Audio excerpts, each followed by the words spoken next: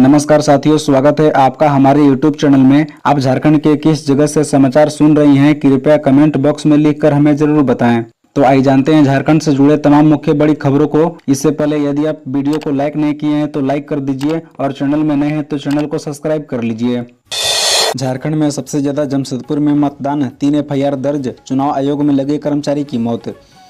जी हां, आपको बता दें कि झारखंड में 4 सीटों के लिए लोकसभा चुनाव शनिवार को शांतिपूर्ण तरीके से संपन्न हो गया। हालांकि इस दौरान चुनाव आचार संहिता के उल्लंघन के 3 मामले दर्ज किए गए। चुनाव अधिकारी के अनुसार झारखंड की 4 लोकसभा सीटों पर कुल 62.74% मतदान हुआ। इन 4 सीटों में जमशेदपुर, गिरिडीह, रांची और धनबाद शामिल था।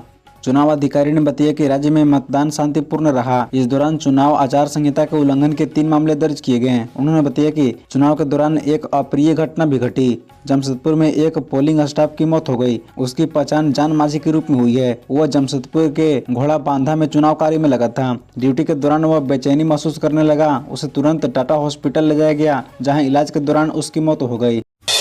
झारखंड में 61.41% हुई वोटिंग। गिरिडीह में सबसे ज्यादा 64.75 तो सबसे कम रांची में 58.73% हुई वोटिंग। जी हां, आपको बता दें कि शनिवार को झारखंड की 4 लोकसभा सीट गिरिडीह, धनबाद, रांची और जमशेदपुर पर वोटिंग हुई। झारखंड में कुल 61.41% वोटिंग हुई है। सबसे अधिक वोटिंग गिरिडीह में 64.75 तो रांची में सबसे कम 58.73 वोटिंग हुई। इसके अलावा धनबाद में 58.90 और जमशेदपुर में 64.40 वोटिंग हुई।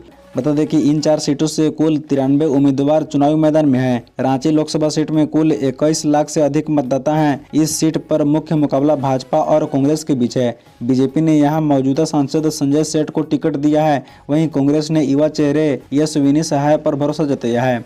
बता दें कि रांची लोकसभा सीट पर पिछले 2 बार से भाजपा का कब्जा रहा है। कांग्रेस के सुबोध कांत सहाय वर्ष 2009 में जीते थे, लेकिन अब उनकी बेटी चुनावी मैदान में है। साथ ही आपको बता दें कि भारतीय क्रिकेट टीम के पूर्व कप्तान महेंद्र सिंह धोनी ने रांची में मतदान किया। राज्य के राज्यपाल CP राधाकृष्णन और राज्यसभा के उप सभापति हरिवंश, पूर्व मुख्यमंत्री हेमंत सोरेन की पत्नी कल्पना सोरेन और अपर मुख्य निर्वाचन पदाधिकारी डॉक्टर नेहा अरोड़ा ने रांची में मतदान किया। वहीं जमशेदपुर में बूथ संख्या 288 पर EVM खराब होने से लोगों को काफी परेशानी हुई। बुलबुल जंगल से बरामद हथियार मामले में NIA ने दायर की चार्जशीट। आरोप पत्र में 2 नक्सलियों का भी नाम शामिल। राष्ट्रीय जांच एजेंसी ने लोहरदगा लातेहार सीमा पर स्थित बुलबुल जंगल से बरामद 28 हथियार मामले में 2 और लोगों के विरुद्ध आरोप पत्र दाखिल कर दिया है। NIA ने जिन पर आरोप पत्र दाखिल किया है उनमें अग्नू गंजू उर्फ अग्नू गंजू व खुद्दी मुंडा शामिल है। NIA ने दोनों को भारतीय दंड विधि शस्त्र अधिनियम, विस्फोटक पदार्थ अधिनियम व गैर कानूनी गतिविधियां अधिनियम की विभिन्न धाराओं के तहत दायर आरोप पत्र में नामित किया है। बता दें कि NIA के रांची स्थित विशेष अदालत में दाखिल आरोप पत्र में जांच एजेंसी ने बताया कि शीर्ष नक्सली 1 करोड़ के इनामी पोलित ब्यूरो सदस्य प्रशांत बोस उर्फ बूढ़ा की गिरफ्तारी का बदला लेने के लिए ही नक्सली बुलबुल जंगल में जुटे थे, ताकि वे सुरक्षा बलों पर हमला कर सके। इसके लिए माओवादियों के 15 लाख के इनामी रीजनल कमांडर रविंद्र गंजू के नेतृत्व में नक्सलियों ने हथियार व गोला बारूद जुटाया था। हालांकि उनका मंसूबा सफल नहीं हो पाया। बता दें कि इस मामले में आरोप पत्र के व्यक्तियों की कुल संख्या 31 हो गई है। मनीष रंजन को दूसरा समन 28 मई को बुलाया। टेंडर कमीशन मामले में ED करेगी पूछताछ। 24 मई को नहीं हुए थे पेश, मांगी थी दूसरी तारीख।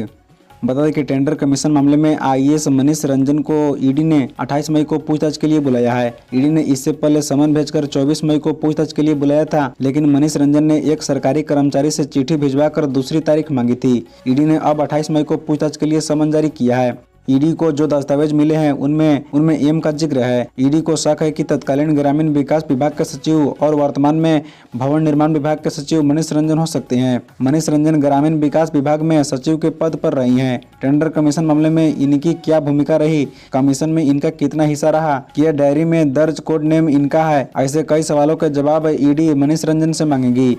मनीष रंजन को अपनी और अपने परिवार के सदस्यों की आय और संपत्ति से संबंधित दस्तावेज भी साथ में लाने को कहा गया है। बता दें कि ED ने इसी महीने ग्रामीण विकास विभाग के मंत्री आलमगीर आलम, उनके निजी सचिव संजीव लाल और संजीव लाल के नौकर जहांगीर आलम को गिरफ्तार किया है। इन सबसे जुड़े ठिकानों से ED ने करीब 37.5 करोड़ कैश के अलावा लेन देन से संबंधित दस्तावेज, डिजिटल उपकरण भी बरामद किए थे।